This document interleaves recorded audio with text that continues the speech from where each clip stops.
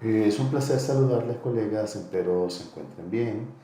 En esta oportunidad voy a presentarles el video explicativo del material que vamos a utilizar en esta semana número uno, que corresponde desde el 3 al 5 de marzo. ¿Ok? Nuestra unidad uno, nuestra unidad de aprendizaje número uno, va a estar referida a los conceptos y las características principales de elementos fundamentales en una gestión que nos permita aplicar correctamente las estrategias, como lo es la cultura, el liderazgo, la innovación y el coaching como herramientas de crecimiento. ¿Ok? Entonces, ¿qué podemos decir? Bueno, la cultura se refiere a todos aquellos elementos referidos a las normas, a los valores, las costumbres, las tradiciones, los tabúes que tiene una empresa. Normalmente esta cultura se hereda de los fundadores y se debe tener mucho cuidado en estarse observando y monitoreando constantemente, de tal manera que podamos identificar si sus variables o componentes todavía guardan vigencia con la realidad actual, en este caso de la globalización, ¿verdad? Del mundo en que vivimos. Eso es fundamental, ¿ok? Entonces hablamos de creencias, valores, normas, principios. Eh, esta cultura normalmente encontramos las normas organizacionales como códigos de funcionamiento, códigos de ética, procedimientos, normativas, ¿verdad? La estructura de poder o liderazgo que tiene que ver con los diferentes niveles de, digámoslo así, del organigrama de trabajo. Los valores de la empresa, que no son más que variables que buscan regular el comportamiento de los trabajadores en la organización. Las relaciones interpersonales entre las personas que conforman este ecosistema, esta organización, y evidentemente todo lo que se refiere a las tradiciones y la forma como gestiona e interactúa esta organización. Eh, en una organización debemos tener claridad, por ejemplo, cuáles son los objetivos, cuáles son las metas, eh, si existe de alguna manera un plan de carrera, un plan de sucesión, qué se espera de cada trabajador, por qué tenemos una estructura salarial X, ¿verdad? ¿Por qué es necesario tener códigos de ética, códigos de funcionamiento, código de conducta? ¿Por qué igualmente hay procedimientos ligados a los procesos que nos definen la forma, el camino a tomar para llevar a cabo nuestras actividades cotidianas, tanto operativas como estratégicas, ¿verdad? La misión como elemento regulador del presente de lo que hacemos y la visión como el sueño futurista que desea alcanzar la organización en un momento dado. Ahora bien, esta cultura organizacional está llevada, está signada porque necesitamos, por ejemplo, tener unos valores. Los valores definen el comportamiento de las personas en la organización. También necesitamos que las personas que ingresan a la organización se vayan adaptando paulatinamente a la cultura, buscando tener uniformidad en los comportamientos, formas de pensar, actuar. Asimismo, hay que invertir en la marca. Cuando decimos invertir en la marca, no nos referimos exclusivamente a los temas de mercadeo o de posicionamiento del producto o el servicio en el mercado. ¿No? Es posicionar la marca. Eso significa cómo nos ven allá afuera los compradores, cómo nos ven la competencia, qué imagen tenemos hacia lo externo, eh, por qué nos diferenciamos, en qué nos diferenciamos, ¿verdad? Y cuando hablamos de reforzar es eso, ¿verdad?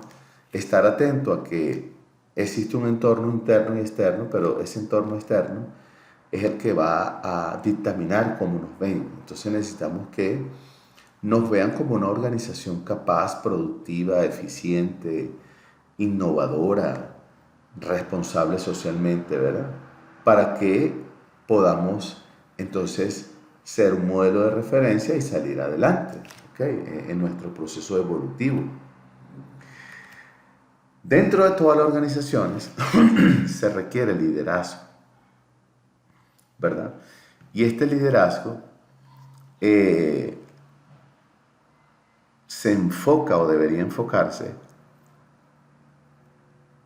en que los líderes sean capaces de reconocer que tienen un equipo y de alguna manera empoderarlos, guiarlos para que no solamente alcancen sus objetivos, sino que en algún momento también se puedan convertir en líderes.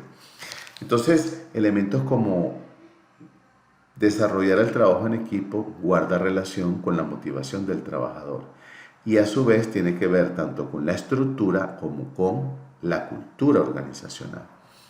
Entonces, no se trata de tener personas acá por tenerla, es que las personas que tengo son las idóneas, tienen unas competencias, yo requiero de esas como organización, tenemos actividades, proyectos que son asignados dentro de una estructura y este equipo de personas no solamente está motivado, está alineado con la organización, sino que sabe hacer las cosas y las hace bien y a tiempo.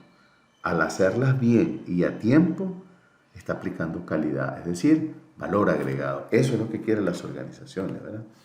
Ahora, como liderazgos hay muchos, colegas, hay muchos autores que definen tantos tipos de liderazgo. Yo les traje acá los que considero que son importantes para su proceso de aprendizaje, ¿verdad? Hay un liderazgo del señor Laissez Faire y es pocas palabras lo que dice ese líder que busca desarrollar su trabajo desde un enfoque positivo, es decir, es equilibrado emocionalmente, sabe delegar, confía en sus trabajadores, respeta a los trabajadores, aunque deba ser llamados de atención, siempre está pensando en orientarlos para que aprendan, aumenten sus competencias, ¿verdad? Y de alguna manera le da libertad para que realicen sus tareas. Eso está dentro de la confianza, el manejo de competencias y las relaciones interpersonales. El liderazgo democrático, como la palabra lo dice, ¿verdad? Promueve la participación de todos, pero con entusiasmo. No debe verse como que aquí todo es democrático, ¿no? Son aspectos en los cuales el líder considera que debe incluir o debe hacer participar a su equipo a fin de conocer situaciones y escuchar propuestas de los demás y buscar llegar a un consenso que sea evidentemente eficiente, eficaz, efectivo, en consenso. O sea, no se trata que la mayoría dijo vamos a hacer esto y esto es errado y lo vamos a hacer porque ganó la mayoría democráticamente, ¿no? Estamos hablando evidentemente de un nivel de responsabilidad amplio, pero estamos hablando de un líder que aplica esta técnica porque incluye a sus colaboradores. Está también el autocrático, que digamos que es todo lo contrario, es este líder que normalmente deja de ser líder y se convierte en un jefe autoritario. La última palabra la tiene él, muchas veces no permite que opinen e incluso puede caer en descalificación de opiniones de otros. Y eso a la larga no ayuda, ¿verdad?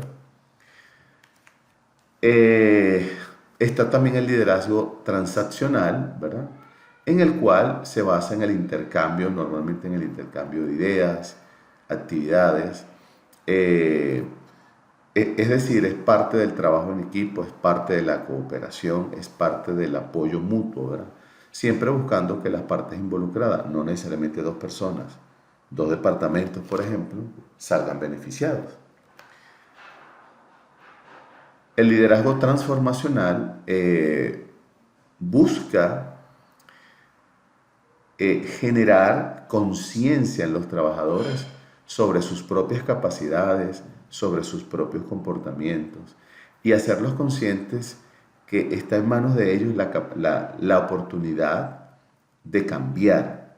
Como por ejemplo, soy un buen trabajador, pero no tengo internalizado la cultura de la innovación.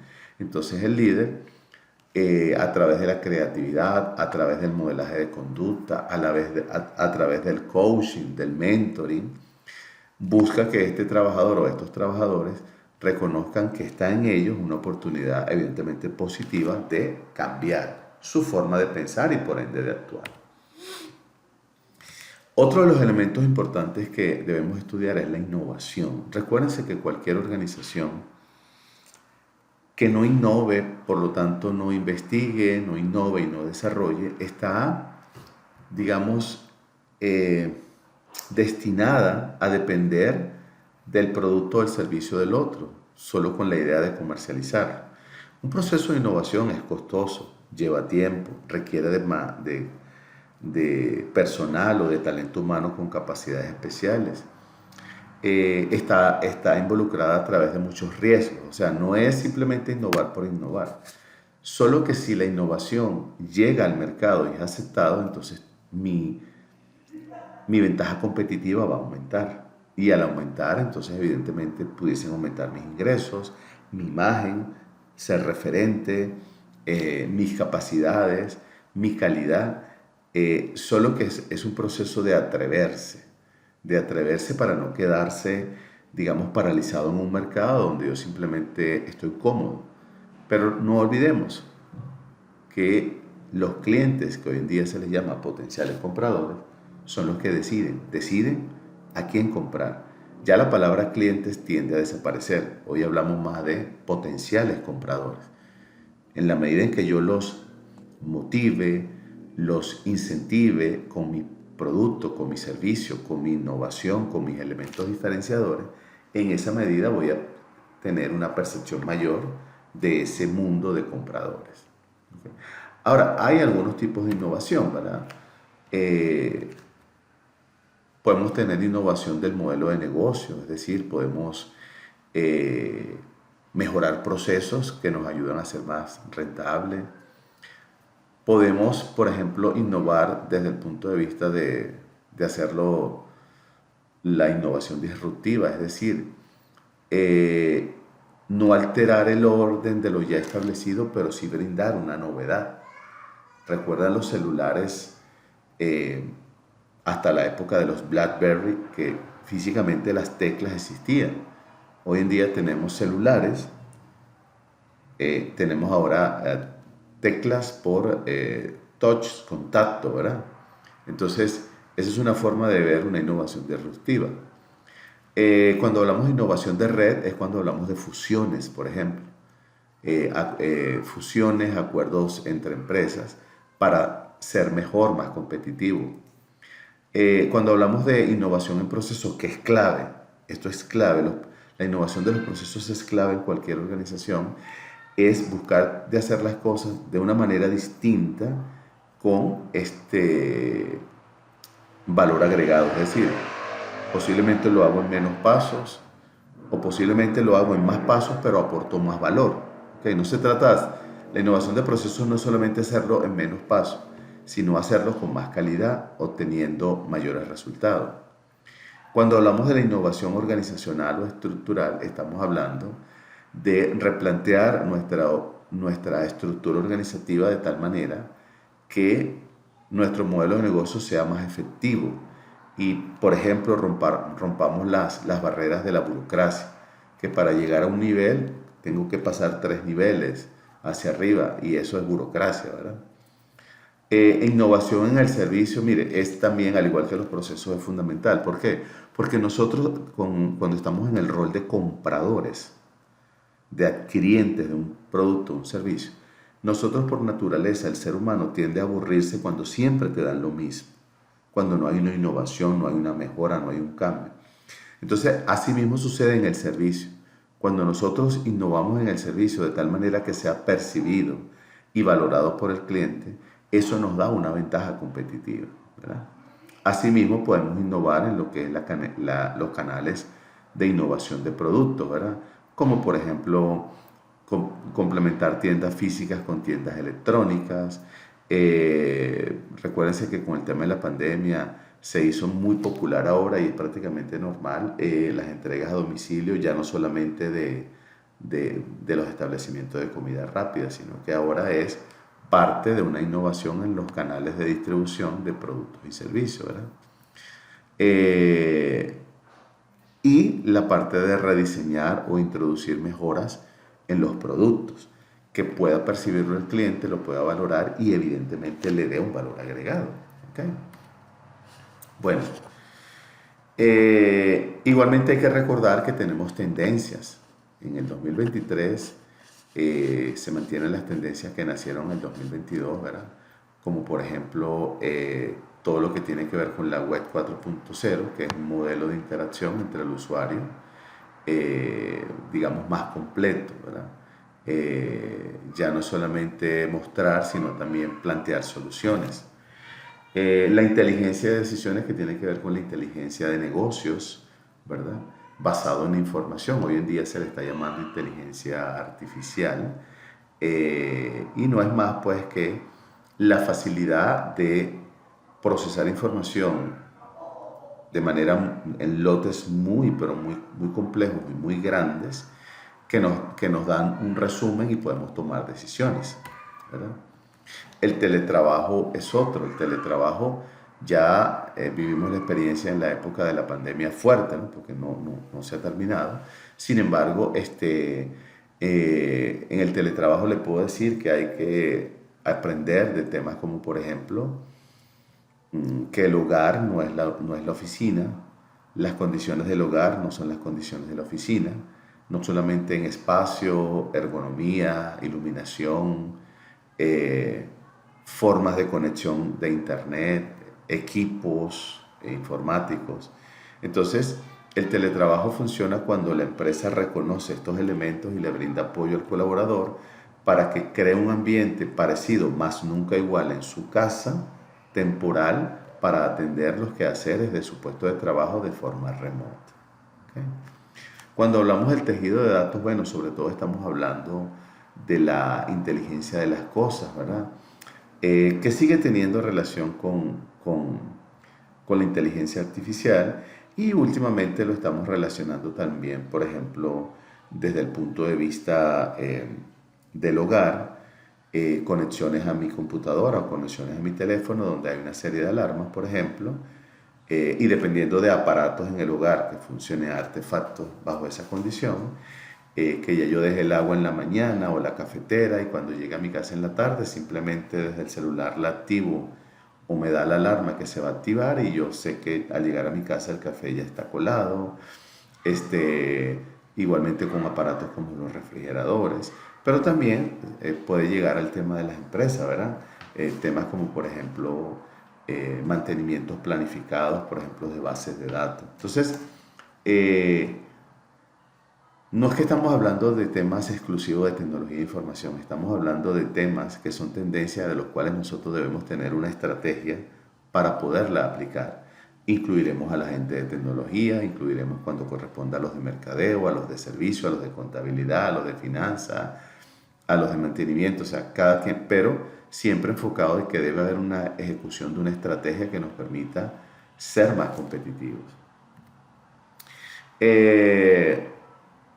Bueno, dentro de las tendencias, promover la productividad, mejorar los procesos internos, aumentar el reconocimiento de la marca, esto lo hablamos en cultura, fomentar la retención del cliente, también tiene que ver, prepararse para los cambios en el mercado, esto tiene que ver con la cultura, estar pendiente cómo la globalización nos afecta, ¿verdad? Para bien o para mal. Y tratar de incluir el talento más adecuado, eso se llama el personal o el talento humano idóneo, el que necesita la organización, ¿verdad? Y también tenemos otra herramienta que es el coaching. Fíjense ustedes que el coaching nosotros lo vamos a ver,